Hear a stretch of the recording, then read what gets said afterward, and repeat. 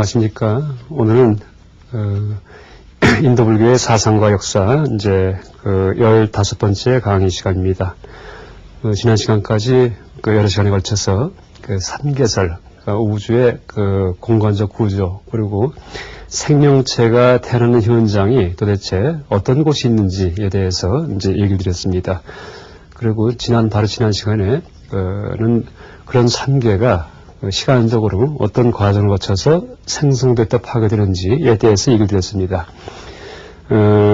제가 이제 처음에 삼계설 드리기 전에 말씀을 드린 적이 있는데, 일단 이 불교는 해탈의 종교이기 때문에 우리가 해탈한다고 할 경우에 도대체 그럼 해탈하지 않은 상태가 무엇인지를 알아야지만 해탈이 무엇인지도 이제 명확히 이제 알 수가 있습니다. 그래서 해탈하지 않은 상태, 다시 말해서 윤회의 세계가 도대체 어떻게 돌아가는지에 대해서 얘기를 드리기 위해서 이제 삼계에 대해서 설명을 드렸었습니다.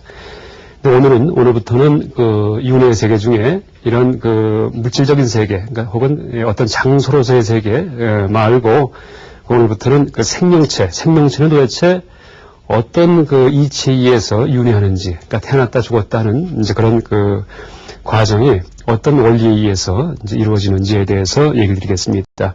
여러분 다 알고 계시듯이, 그러니까 12연기설이 바로 생명체의 탄생과 죽음의 법칙에 대해서 설명한 이 부처님의 이제 가르침이다라고 얘기할 수가 있겠죠. 그래서 일단 12연기를 얘기 드리기 전에, 우리는 전생과, 이제 위에 써 있듯이 전생과 현생, 그리고 내생에 걸쳐서 이렇게 태어났다가 이제 죽었다는 그런 삶을 되풀이하고 있죠. 그리고 이러한 전생과 현생과 내생은 뭐 한두 번만 되풀이되는 것이 아니고, 이 과거에 무량겁 동안, 수억겁 동안, 수천억겁 동안을 계속 죽었다 태어났다는 그런 삶을 살아와서 지금 이 자리에 와 있고요. 또 내가 지금 여기서 죽을 경우에는 앞으로 또 수천억겁 동안 다시 태어났다 죽었다는 그런 과정을 되풀이하면서 이제 살아가게 되겠죠. 이러한 것을 윤회다라고 얘기를 하죠. 그리고 불교의 목표는 그런 윤회의 세계에서, 윤회의 과정에서 벗어나는 거죠. 탈출하는 거죠. 이것이 바로 해탈이고 열반이다라고 이제 얘기를 하게 되죠. 그러면 도대체 이 생명체는 윤회할 때 어떤 과정을 거쳐서 윤회하는지 이제 참 궁금할 수가 있는데, 부처님께서 발견하신 그런 윤회의 이치는 바로 이제 연기법이죠. 연기법. 그러니까 연기법 중에서 인과 응보의 이치가 바로 윤회의 이치입니다. 인과 응보의 이치. 전생에 내가 지은 것만큼 현생에 내가 이제 받아서 살고 있고, 현생에 내가 또 짓고 있는 것만큼, 행위하는 것만큼 내가 내생에 이제 앞으로 이제 받게 될 것이다 라는 것이 인과 응보의 법칙이죠. 또 이것을 다른 말로 다업자득이다. 그러니까 세상을 누가 만든 것이 아니고, 우연히 세상에 어떤 불행한 일, 행복한 일이 나타나는 것이 아니고, 모든 것이 다 내가 지었던 것을 그대로 내가 받고 있는 것이다 라고 이제 표현을 하기도 하죠. 그러니까 자업자득이라고. 그래서 일단 12연기의 의미에 대해서 이제 이번 시간에는 12연기 의미 중 이제 이 각 지분의 의미, 요 하나하나 갖다 지분이다 이렇게 얘기를 하는데, 이 각 지분의 의미에 대해서 설명을 드리겠습니다. 먼저 무명은 일단 문자 그대로 박지 못한 거죠. 박지 못한 거. 이 무명을 다르게 번역해서 무지라고 번역을 하기도 합니다. 무지, 알지 못하는 것. 무엇에 대해서 알지 못하는 것이냐 하면은, 일단 경전에서는 나의 전세에 대해서, 그 다음에 부지 후재, 그럼 내생에 대해서, 그 다음에 삼보에 대해서도 모르고, 사성제에 대해서 모르는 것, 그건 어떤 것이 착한 일이고 어떤 것이 악한 일인지에 대해서 모르는 것, 이런 것들이 이제 바로 무지이다라고 얘기를 합니다. 그래서 한마디로 얘기한다면은 이 무명은 부처님께서 발견하신 연기의 이치에 대해서 모르는 것, 연기, 그러니까 모든 게 다 얽혀서 일어난다라는 그런 연기의 이치에 대해서 모르는 것이 바로 무명의 의미이다라고 얘기할 수 있습니다. 그래서 세상에 대해서 전혀 파악을 못하고 있기 때문에, 도대체 세상이 어떻게 돌아가는지, 세상의 정체가 무엇인지, 나의 정체가 무엇인지 파악을 못하기 때문에, 그렇기 때문에 이제 이 12연기의 이 두 번째 지분인 이제 행을 짓게 되는 겁니다. 행동을 하게 되는 거죠. 이 행을 이제 업이라고 얘기합니다. 그러니까 어리석기 때문에 세상을 있는 그대로 못 보기 때문에 그러니까 바보가 어리석은 것이 아니고 그 세상을 올바로 파악하지 못하기 때문에 그러니까 모든 전 인류가 다 무명에 휩싸여 있다 이렇게 얘기할 수 있겠죠. 이제 세상 돌아가는 이치를 모르기 때문에 부처님처럼 모르기 때문에 업을 짓게 되죠. 업. 그래서 업은 이제 세 가지가 있는데 일단 그 착한 업도 있고요. 착한 업. 혹은 악한 업도 있겠죠. 혹은 착하지도 악하지도 않은 업도 있겠죠. 이것을 선업, 악업 혹은 뭐 무기업이라고 얘기해도 되지만은 보통 12연기 설명할 때는 그 복업, 복을 짓는다. 복이 되는 업이다. 혹은 비복업, 복이 안 되는 업이다. 공덕이 안 되는 업이다. 혹은 그 다음에 세 번째 부동업, 이제 움직이지 않는 업이다라고 해서 그 표현을 하기도 합니다. 그래서 가치론적 입장에서 본다면은, 가치론적 견지에서 본다면은 이 행은 복업, 비복업, 그 다음에 부동업 이 세 가지로 나눌 수 있고요. 그러니까 착한 일, 나쁜 일, 그 다음에 세 번째는 착하지도 나쁘지도 않은 일이다 이렇게 얘기할 수 있겠죠. 그 다음에 이 업은 또 우리가 그 업을 짓는 장소가 세 군데가 있습니다. 세 군데. 어디가 있냐면은 그 세 군데가 무엇이냐면은 일단 몸으로 짓는 업이 있겠죠. 몸으로다가 내가 누굴 도와준다든지 누구한테 이제 그 보시 베푼다든지 하는 몸으로 짓는 업이 있을 수가 있고 그 다음에 입으로 짓는 것도 업이다라고 얘기하죠. 입으로 짓는 것도 이것은 좋은 말, 착한 말 혹은 이제 또 거꾸로 그러니까 나쁜 말, 욕을 한다든지 험담한다든지 이간질한다든지 하는 그런 나쁜 말도 이제 업이다 해서 그걸 구업이다, 구업이라고 얘기를 하죠. 아까 말씀드렸던 몸으로 짓는 업은 그건 이제 신업, 몸 신자를 써가지고요. 신업이다라고 얘기를 하죠.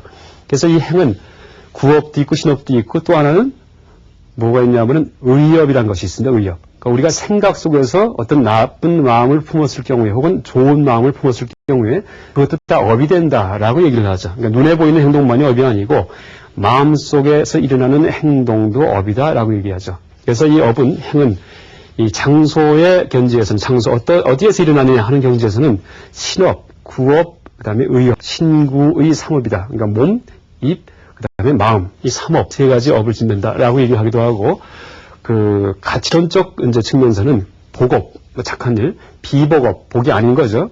악한 일, 그다음에 부동업 이것은 착하지도 악하지 않은 일이죠. 이런 세 가지 이제 업을 짓게 되죠. 이 업을 짓다 보니까 이 이제 무명 때문에 업을 짓는다는 얘기는 물론 지금도 무명 때문에 업을 짓기도 하지만은 이제 우리가 이 12연기설에서는 전생에 지었던 업을 행이다라고 표현을 합니다. 전생에 지었던 업을 전생에 지었던 업이 이 우리의 이 식 속에 이제 저장이 됩니다. 식 속에 이게 행이 있기 때문에 식이 있다라는 이론입니다. 행이 있기 때문에 식이 있다. 이 식은 의식이다라고 이제 그 말할 수도 있고요. 혹은 우리의 마음이다라고 말하면 아주 정확합니다. 마음이다. 그래서 모든 우리의 행동이 어디에 저장이 되냐 하면은 우리의 마음밭에 저장이 되죠. 그러니까 내가 평생 뭐 30년, 40년, 60년, 70년 동안 살아왔던 일거수일투족 뿐만이 아니고 말 한마디 생각한 거 하나하나가 발생하고 나서 그냥 없어진 것은 절대 아무것도 없습니다. 모든 것이 다 저장이 됩니다. 저장이. 그래서 어디에 저장되냐 하면 시에 저장이 되죠. 시계. 그래서 마치 이 씨를 심어갖고 그 씨가 나중에 그 농작물이 돼서 자라났다가 가을에 열매가 열리겠죠. 그렇게 열매가 열리듯이 이 열매는 사실 열매가 결실을 했다는 의미도 있지만은 열매 속에는 반드시 씨앗이 들어가 있죠. 씨앗이. 그래서 업을 짓게 되면은 그 업 하나하나가 씨앗이 돼가지고 이제 그것이 내 마음밭에 마음의 창고 속에 저장이 됩니다. 물론 지금 이 설명은 이제 후대에 나오는 그 대승불교의 유식 철학에 입각한 이제 설명이긴 하지만은 제가 좀 설명을 쉽게 드리기 위해서 유식의 이론을 이제 도입해서 12연기를 지금 설명드리고 있습니다. 그래서 이렇게 마음밭에 저장이 된 그런 여러 가지 나의 업의 씨앗들이죠. 그러니까 착한 일을 했을 경우에는 반드시 남한테 행복을 줬기 때문에 그 행복의 씨앗이 나한테 저장이 되겠죠. 그러다 나중에 시기가 되면은 그 행복이 나한테 마음밭에서 이제 피어나게 되겠죠. 그럼 내가 행복을 느끼게 되겠죠. 남한테 행복을 줄 경우에는 반드시 내가 행복을 받게 돼 있고 남한테 괴로움을 줄 경우에는 반드시 내가 괴로움을 받게 돼 있죠. 그런데 그 받을 괴로움, 받을 행복들이 전부 다 행에서 식으로 가는 과정에서 내 마음밭에 저장이 된다라고 얘기할 수 있습니다. 그러니까 우리의 마음밭 속에는 수천억 가지의 그런 나의 행동의 씨앗들이 열매가 돼가지고 저장이 돼 있다라고 얘기할 수 있겠죠. 그래서 전생에 지었던 그런 온갖 이제 나의 행위의 씨앗들, 이것이 저장된 상태에서의 어떤 시기, 마음이 이제 불교에서는 간다르바,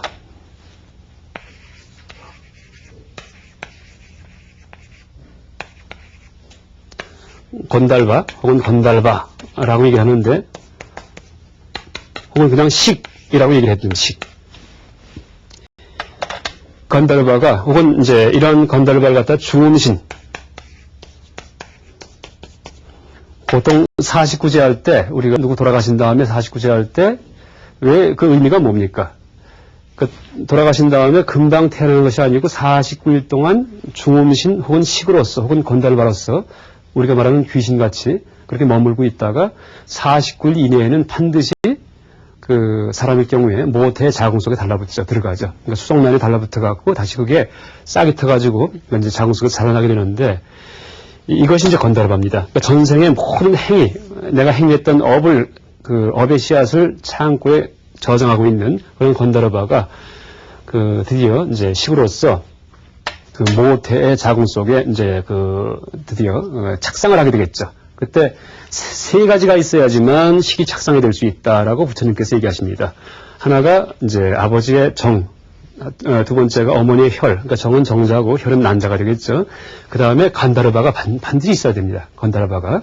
그래서 이제 전생에 죽었던 이 식이 그 부모의 어떤 업에 맞는 그런 식이 있어야지만 그때 그 태아가 이제 형성이 돼가지고 드디어 자라나게 됩니다. 자라나게. 그래서 이 자라나기 시작하는 것이 바로 명색이다라고 얘기합니다. 명색.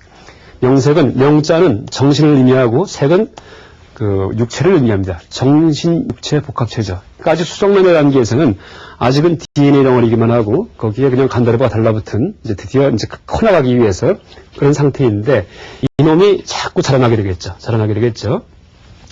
그래서 이 식이 달라붙은 명색이 점점 자라나서 나중에 5주 정도가 되면은 5주, 육입이 생긴다라고 얘기를 합니다. 육입이. 그 육입은 6가지 그 지각 영역이다라고 표현할 수 있습니다. 그러니까 안, 이, 비, 설, 신, 의. 그러니까 눈과 귀와 그 다음에 코와 혀와 몸과 그 다음에 뇌, 머리. 이런 부분들이 그 임신 후 5주쯤 되면 생긴다라고 얘기를 하죠. 그래서 이 경전에 보면은 그 5단계의 그 태아의 그 자라는 과정을 어떻게 표현하냐 하면은 제일 첫 단계에서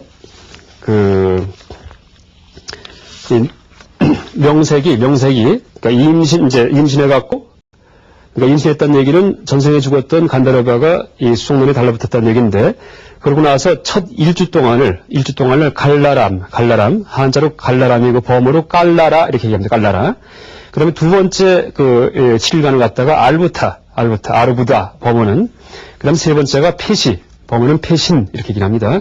네 번째 4주째가 가나, 이제 한문으로는 건남, 이렇게 표현하고요. 그 다음에 5번째 제5주째가 뿌아사카, 한문은 발라사가 이렇게 되어 있죠. 그래서 이 명색이 제5주째가 되면은 그때 눈, 귀, 코가 달라붙은 그런 태아가 되는 거죠. 그래서 여러분 아마 그 태아 사진 본 적 있으실 거예요. 그러니까 머리는 크고, 이거 구부리고 있는데 시뻘게 갖고 조그만 그 태아 덩어리죠. 눈에 이마가 붙어 있는 그것이 바로 육입의 단계입니다. 그래서 육입의 단계에서 점점점 자궁에서 크게 되겠죠. 그래서 10달 정도 지나면은 그때 비로소 어떻게 됩니까? 이때가 출산. 바깥으로 나옵니다. 어린아이가. 그럼 바깥으로 나와서는 어떻게 됩니까? 여러분 애기 낳아본 분들 아시겠지만은 처음에는 눈을 보지도 못하고 귀로 듣지도 못합니다. 그래서 어린애 눈은 뜨고 있지만은 전혀 그러니까 손을 갖다 대도 깜빡이지도 않죠. 그러니까 하루 이틀 가는.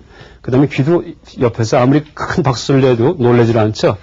그래서 이 단계가 이제 아직은 육입의 단계고, 초계 단계는 출산 이후에 한 2, 3일 있다가부터 외부 대상과 접촉할 때, 다시 말해서 눈이 보고 귀가 듣고 하는 그런 감각을 느끼기 시작할 때가 바로 초계 단계입니다. 초계 단계. 그래서 감각을 느끼게 되면 어떻게 되겠어요? 그 감각 느끼다 보니까 그때 아이고 좋고 나쁜 그런 느낌을 받게 되겠죠. 그래서 이 수의 단계는 좋은 느낌, 나쁜 느낌. 그래서 고수, 락수, 혹은 좋지도 나쁘지도 않은 느낌도 있겠죠. 이걸 불고불락수. 그래서 이 세 가지의 느낌을 받는 단계가 이 수의 단계입니다. 수의 단계. 그래서 이제 이렇게 출산이 돼가지고 이제 이렇게 감수하고 살다가 나중에 그 어린애일 경우에는 그냥 좋고 나쁘고 정도만 있는데, 언제부터 우리한테 그 어떤 그 욕망이 생기냐 하면은 사춘기 때부터 욕망이 생깁니다. 사춘기 때부터 그 이성에 대한 욕망 혹은 재물욕 같은 게 생기죠. 이때가 바로 애입니다. 그래서 이걸 14, 15세부터 이제 애가 시작된다라고 얘기를 하죠. 그래서 왜냐하면은 애에 대해서 이제 좀 설명드리자면은 애는 그 일단 기본적인 애는 이제 욕망 중에 성욕이죠. 성욕은 그 우리가 근본적으로 얘기한다면은 자신의 종족을 퍼뜨리겠다는 욕망이겠죠. 그러니까 자신의 DNA를 가진 이제 그런 존재를 또 만들겠다는 욕망인데 또 어떻게 됩니까? 그런 그 제2세를 만들었을 경우에는 그놈을 먹여 살려야 되겠죠. 먹여 살리기 위해서는 재물욕이 생기겠죠. 많은 재물이 있어야지만 그놈을 먹여서 키울 수가 있겠죠. 2세를. 그러다 보니까 짐승이건 사람이건 똑같습니다. 성욕과 재물욕이 동시에 생기는 게 이제 이 사춘기 이후에 이제 생기게 되겠죠. 근데 사람 같은 경우는 그 자기 정도껏 그런 그 애 욕구만 생기는 것이 아니고 그 욕구가 무한히 되어가 되죠. 그래서 재물욕도 자기 쓸 수 있는 것 이상의 그런 그 이제 재물욕을 그 부리기도 하죠. 그래서 이것이 이제 애다라고 얘기할 수가 있죠. 애. 그래서 이 수까지는 그러니까 그 전부 다 이 수까지는 장 속에 착상이 된 다음부터 이 수까지는 내가 받은 겁니다. 받은 거. 어떤 괴로움, 어떤 즐거움을 갖고 사느냐 이런 게 전부 다 전생의 어떤 업 때문에 결정됩니다. 그다음에 애부터는 내가 사춘기 이후에 발휘하는 겁니다. 발휘하는 거. 업을 짓기 시작하는 거죠. 업을 짓는 근본 동기가 애가 되죠. 애. 그다음에 이 욕망이 있고 갈망이 있다고 하더라도 이것이 그냥 본능적으로 그냥 발휘가 될 경우에는 사회에서 용납이 안 되죠. 그래서 이 욕망을 구체화시켜서 사회에서 이 용인하는 그런 방식으로 구체화시킨 것이 바로 취다. 애가 강화된 것이 취다라고 얘기를 하는데 조금 더 쉽게 설명드린다면은 애가 구체화된 것이다 라고 얘기할 수 있습니다. 그러니까 어떤 세계관, 어떤 인생관에 의거해서 자기의 욕망을 발휘하겠죠. 이게 취죠. 그래서 견취, 뭐 계금취, 종교적인 욕망도 여기 들어갑니다. 전부 다. 그래서 이렇게 그 구체화시켜서 그 다음에 이 이유는 어떤 식의 생존을 살아가죠. 생존을 하게 되죠. 이것은 삶을 사는 겁니다. 다시 말해서 이것은 업을 짓는 겁니다. 업을. 그래서 그 욕망 때문에 그걸 구체화시켜갖고 업을 지면서 평생 살다 보니까 또 죽은 다음에 여기서 다시 죽는 겁니다. 죽은 다음에 다시 태어나서 다시 살아간다. 이 중간은 이하동문 생략한 겁니다. 이게 12연기의 전체 과정이죠. 전체 과정인데 그 다시 설명드린다면은 전생의 어리석음 때문에 그 이제 업을 지었죠. 업을 지었기 때문에 그 다시 식이 생기는데 이 식은 이제 나중에 이 티베트에서 쫑과파라는 그런 그 대학승이 나오는데 1400년대 분인데 이분은 이 12연기를 이 식에서 반을 나누는데 식의 반은 전생에 속하는 것이고 식의 또 나머지 반은 현생에 속한다 이렇게 얘기를 하죠. 이쪽은 결생식 탄생할 때 작은 게 붙은 식이 이 식의 나머지 반이고 앞에 있는 반은 뭐냐 하면은 이런 업에 의해서 전생에 내 마음밭에 저장시키는 그런 식입니다. 이 업을 갖다가 이 업을 내 마음밭에 저장시키는 식. 다시 말해서 우리가 씨앗이라고 얘기할 때 씨앗은 두 가지 측면이 있습니다. 하나는 가을에 추수가 되는 것도 씨앗이고, 그렇죠? 하나 측면이고요. 또 그 씨앗이 똑같은 씨앗이 봄에 밭에 뿌려질 수도 있겠죠. 밭에 뿌려지는 씨앗도 있고요. 하나는 열매라고 부르고 하나는 씨앗이라고 부르는데 하여튼 똑같은 겁니다. 그래서 그 씨앗 측면, 그러니까 열매 측면의 식이 바로 이쪽 반이고 그 다음에 밭에 뿌려진 씨앗 측면의 식이 바로 이 뒤에 반이다라고 쫑카파가 얘기를 합니다. 그런데 이 식은 전생에 지었던 그 업을 우리 마음속에 저장할 때 그냥 한꺼번에 저장되는 것이 아니고 나눠서 저장하죠. 어떻게 나눕니까? 6가지로 나눕니다. 6가지로다가. 이게 바로 육식이다라고 얘기하죠. 식을 범어로 비지냐나 라고 설명하는데 그 이제 범어 원어가 그러니까 비자는 자르다라는 뜻이고 지냐나는 알다. 잘라서 아는 겁니다. 잘라서. 그러니까 우리 마음이 내가 한 행동 일거수일투족을 다 알죠. 내 행동은 내가 보고 있습니다. 그런데 그때 그것을 그냥 한꺼번에 이렇게 아는 게 아니고 눈으로 자르고 귀로 자르고 실제는 하나의 사건이 일어났는데 눈, 귀, 코, 입 같은 눈, 귀, 코, 몸, 피부, 감각 같은 혀 같은 이런 6가지 지각기관으로 잘라서 파악하는 것이 바로 육식이다라고 얘기하죠. 그래서 이 식은 6가지가 있다라고 얘기를 합니다. 6가지가 있다. 그래서 이 식이 이제 그 6가지의 통로를 통해서 내 마음에 들어와 저장이 됐다가 다시 명색, 드디어 태아가 돼가지고, 어린아이가 돼가지고 자궁 속에서 커나가는데, 이 명은 정신이라는 얘기 드렸죠? 이 명은 그 오온소를 나중에 얘기 드리겠지만은 오온 중에 수상행식이 명이고, 색은 이제 색이죠, 물론. 오온이 바로 명색이다라고 얘기할 수 있습니다. 그 오온이 자꾸 커나가죠. 그래서 유깁이 생기고, 눈기코가 생기고, 아직은 감각을 못합니다. 자궁 속에 있기 때문에. 그 다음에 이제 출산이 되고 나서 바깥에 나오면 드디어 눈으로 보고, 귀로 듣고 하는 그런 감각을 시작하죠. 감각을 시작하다 보니까 이제 이것도 6가지 감각이 되겠죠. 6척. 이제 비로소 거기에서 좋고 나쁜 느낌을 느끼게 되겠죠. 그렇죠? 그 다음에 이제 애 단계에서는 사춘기 이후에 이제 애가 발휘가 되는데, 애가 지성하게 되는데, 이 애는 욕애가 있고, 그 다음에 유애가 있고, 하나가 무유애가 있다. 이렇게 얘기합니다. 무유애. 욕은 원초적인 욕망이에요. 원초적인 욕망. 유애는 이것은 부하바, 탕하 혹은 부하바 드리시나 이렇게 얘기를 하는데, 생존에 대한 욕망. 무유애는 생존하지 않음에 대한 욕망이다라고 얘기를 합니다. 그래서 이것을 보통 해석할 때, 이제, 유는 살려는 욕망, 무유는 이제, 사라지려는 욕망, 죽고 싶은 욕망, 이렇게 번역을 하기도 하는데, 또 어떻게 이제 해석하기도 하냐 하면은, 유를, 있음에 대한, 존재에 대한 욕망, 그러니까 있게끔 하고 싶은 욕망, 무유를 갖다가 없어지게끔 하고 싶은 욕망, 다시 말해서 무유를 탐진치할 때 진심에 이제 비교하는 이제 그런 해석도 있습니다. 그러니까 무유는 있지 않은 게 좋다는 얘기죠. 나한테서 배척하는 거, 없어지게 하는 거. 그래서 어쨌든 이 애에는 탐심과 진심이 다 들어가 있다라고 이제 해석하는 경우도 있습니다. 그래서 이 애는 이 3가지가 있고, 요게 유애, 무유애. 이게 취는 이제 아까 얘기했듯이 애가 보다 구체화된 것이 취인데, 취는 4가지가 있습니다. 보통 욕취, 아어취, 그 다음에 견취, 계금취. 욕취, 그 다음에 아어취, 그 다음에 견취, 계금취. 욕망이 구체화가 되는데, 욕망 그대로 구체화가 되고 강화된 것은 그냥 욕취고요. 아어취는 그 욕망을 아어라고 할 때 이 범어 원어가 원래 아론, 아뜨마 바다입니다. 아뜨마. 그래서 아어치라는 그런 번역보다도, 그러니까 어자는 이제 말씀 어자를 쓰는데요. 아론치 하는 것이 보다 의미가 좀 명확해집니다. 그러니까 금강경에 아상, 인상, 중생상, 수상상 할 때, 첫 시간 얘기 드렸듯이, 이게 전부 다 아론이죠, 아론. 자아에 대한 갖가지 이론입니다. 자아에 대한 갖가지 이론에 입각을 해가지고서, 이제 자기 욕망을 구체화시키는 것. 이게 바로 아어치다라고 얘기할 수 있죠. 그 다음에 견치는 온갖 세계관, 종교관, 인생관입니다. 견치.